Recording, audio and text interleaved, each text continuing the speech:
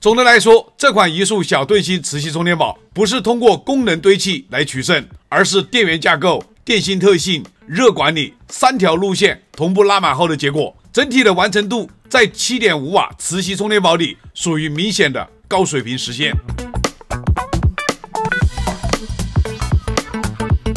各位朋友大家好啊！最近2年磁吸充電寶是真不少，但好不好用看3個點：貼不貼得牢，充不充得快，燙不燙手。我手上這個移速出品的號稱輕薄、低溫、磁吸強，還帶半固態安全電芯的小盾芯磁吸充電寶。這次我們按照我們頻道的規矩，宣傳先放一邊，用實測說話。我們只把它作為一個5000毫安的磁吸充電寶，看它實戰表現到底行不行，磁吸無線能不能穩功率，帶線18瓦可不可以跑滿，溫控是不是真低溫等等。簡單說，今天不聊安全，不聊噱頭，只聊它是不是一個好用的充電寶。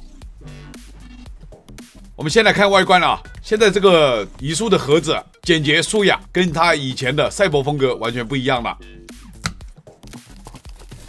小盾芯系列无線磁吸充電寶，咱們拿到手的這個是5000毫安時的，背面是全球語言的規格說明。充電寶裝在一個環保袋子裡面，使用說明書還附贈了一根短的 C2C 的線。拿出充電寶本體，我這個是白色的，官方還有黑色的。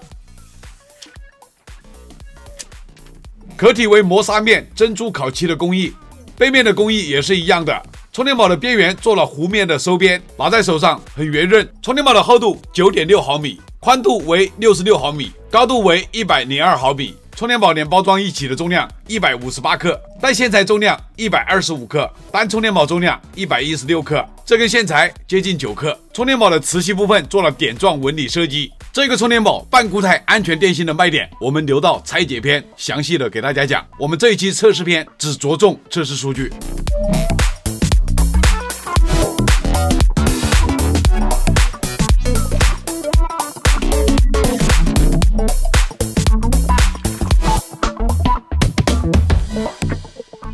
我們先來看一下它的規格信息啊，產品名稱無線磁吸移動電源，型號為 MSP07， 電池類型聚合物鋰電池，電池能量5000毫安時，18.5瓦時，額定容量3000毫安，5伏2安放出來的。C 口輸入功率5伏3安15瓦 ，C 口輸出功率最高是9伏2安18瓦，無線輸出功率最高7.5瓦 max。C 口加無線同時輸出就是5瓦加5瓦10瓦的功率。深圳移速科技有限公司，中國製造。下面是認證信息：3C 強制認證，美國 FCC 認證，歐盟的 CE 認證 ，ROHS 環保認證，日本的 PSE 強制認證。循環5年，請勿扔向垃圾桶。像這種功率的充電寶，它的协議支持越多是越好的。我們来檢查一下這個充電口的協議情況。這就是這個充電寶所支持的快充協議啊。高通 QC 3.0 5伏9伏 3.6 至9伏，華為 FCP 最高功率24瓦，華為 SCP 最高功率25瓦，三星的 AFC 也是24瓦，展訊的 SFCP PD 3.0 18瓦，固定檔位是2個 DCP SAM Apple 2.4 3個基礎協議。這是這個充電寶無線協議支持的情況啊，檢測儀檢測出來只有 Apple 7.5瓦，因為它的規格裡面就寫着它只支持7.5瓦的無線充電。我們現在來看它的有線充電的兼容性啊，首先從米家的設備開始，快速充電開啟，功率可以跑到15瓦左右，在這個功率級別還算是可以的了。我們再來看華為設備啊，顯示的是正在快速充電，功率在12瓦左右。這一台是榮耀手機啊，雙閃快充。真實功率跟剛剛的華為手機是差不多的。我們再來看一下藍廠的設備，功率可以跑到17瓦左右，這個功率算是可以的了。這一台是綠廠的設備，功率可以跑到13、14瓦的樣子啊，都是啟動的9伏的快充。三星 Note 10加，我們看它能跑出多少功率，顯示的是正在快速充電，功率也可以跑到15瓦左右。我們用5次充放電來驗證它的電芯的能量轉換效率。充電我們用蘋果的20瓦原裝充電器，儀表還是用的這個 ZY12781智翔電子的。這個移速小盾芯系列無線磁吸充電寶5次充放電的數據全部都出來了啊！我把充電數據貼在屏幕上，有需要的可以截圖看一下。先給大家匯報一下这個充放電的時候溫度的情況。5次充放電9伏2安的功率，基本上可以輸出20到27分鐘左右。後面就是5伏2安放完，這個是自動切換的。放電的時候，有一次9伏2安的輸出達到28分鐘時間，我測到最高的表面溫度是39.7攝氏度。充電的時候，由於它是5伏3安的15瓦功率，這個溫度幾乎可以忽略不計啊，基本上都是30多攝氏度。根據我們實際的充和實際放電的數據測試出來，它的實測轉換效率有 76.4%。在這個體積下，在這個功率級別，實測能達到76還是可以的。充電寶的額定能量值是 18.5 瓦時，我們按照這個值來換算，那就更高了啊！換算出來，它有 87.2%。最後一次放電是5伏2安的功率進行放的電，放出容量是3243毫安時。這個充電寶額定是3000毫安，我們放出來的容量比額定多了200多毫安，這個也是很不錯的。這就是5次循環的情況。這個磁吸充電寶，咱們再一次把它充滿了。我們來看一下它的自充曲線圖，自充功率就是5伏3安15瓦，這個15瓦的功率可以堅持1個小時。充電的溫度的話，我們前面說過了，充電的時候這個東西溫度也就是在30度左右，可以忽略不計啊。然後逐漸的下降功率，直到充滿電。完整的充電時間1小時40分鐘到1小时50分鐘之間，這就是這一個充電寶自充的情況。這個小盾芯的無線磁吸充電寶，它的設定无線功率就是 7.5 瓦。我們直接讓它長時間負載，看它能堅持多長時間。我們用這個負載儀的上位機來記錄時間。兄弟們，看我這個負載儀上位機錄製下來的視頻，已經足足運行了35分鐘。這個充電寶 7.5 瓦是沒有壓力的，是可以長時間輸出的。這個 7.5 瓦烤機過程，我用熱像儀採集了3張圖片，分別是10分鐘、20分鐘、30分鐘的時候，它的溫度情況。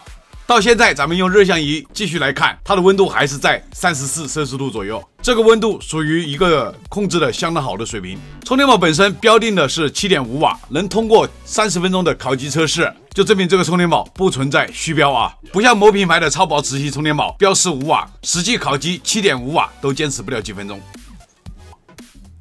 這個移速小盾芯無線磁吸充電寶，它的安卓的兼容性也是可以的，9伏的快充都可以開啟。這種產品一般的針對的都是蘋果的手機，我們就用蘋果這個16 Plus 來進行無線充電和有線充電的測試。目前這個手機的電量還有 6%， 我們先看無線充電。大家看這個倒計時啊，現在是1小時28分鐘的位置，我們倒計時半個小時。差不多30分鐘時間了啊，我們來看一下，已經充了25個電，減去剛開始有的6個電量，給這個手機充了 19% 的電量進去。這個充電效果的話，符合 7.5 瓦的充電水準。目前這個蘋果16 Plus 的電量又是 6% 了啊。充電寶我再一次把它充滿了。我們來看這個滿電的情況下，能給這個16 Plus 補進去多少電量。這個手機已經充了 79% 的電量了，充電寶的電量也耗完了。為這個蘋果16 Plus 補進去 73% 的電量，這個充電效果已經很不錯了。我們來看一下充電曲線圖啊，18瓦的功率足足持續了34分鐘時間，34分鐘以後就轉為5伏15瓦的功率再進行充電了。在 7.5 瓦級別18瓦有線輸出的磁吸充電寶裡面，這個表現很頂。給大家看一下這個磁吸力度啊。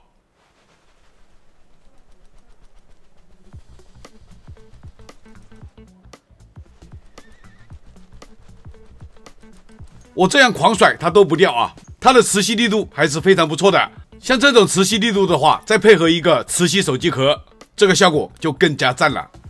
這個移速小盾芯前面的幾項測試確實是很頂的啊。我們再來看一下最後一項測試，也是老鐵們最關心的一個數據啊，就是紋波。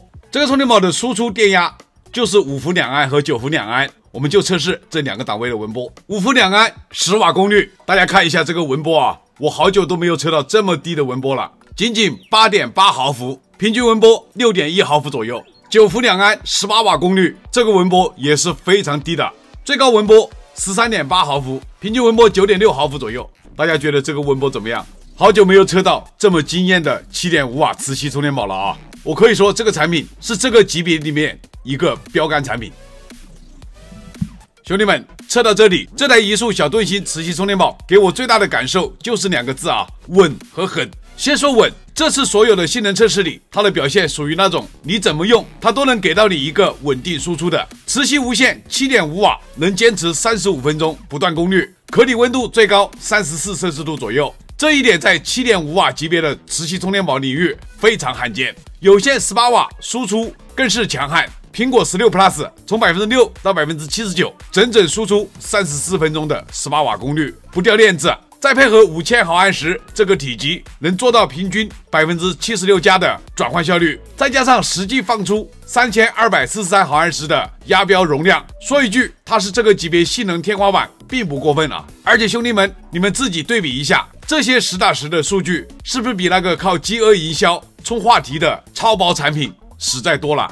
再說狠啊，它的文波實測只有 8.8 毫伏和 13.8 毫伏，兄弟們。這個數值在磁吸充電寶這個品類裡已經是天花板了，10毫伏級的文波是遠遠超出同價位同體積產品理論常態的表現。它的文波已經不是壓得住，而是壓出了同級別看不到的量級差。最後要提一句，它的半固態安全電芯，我們在測試篇只是點到為止，沒有展開。下期拆解篇我們會把它的內部結構全部拆開，包括你們最關心的穿刺實驗，我們會做，而且會嚴格按照標準來做。拆解篇給你們真相。我的購買建議就是，如果你是 iPhone 用戶，這台小盾芯在磁吸、手感、溫度控制、持續輸出方面都非常適合日常通勤和貼背補電。當然不建議厚度的老鐵們，可以選擇1萬毫安的版本。另外說一句啊，安卓18瓦快充補電也是可以用的。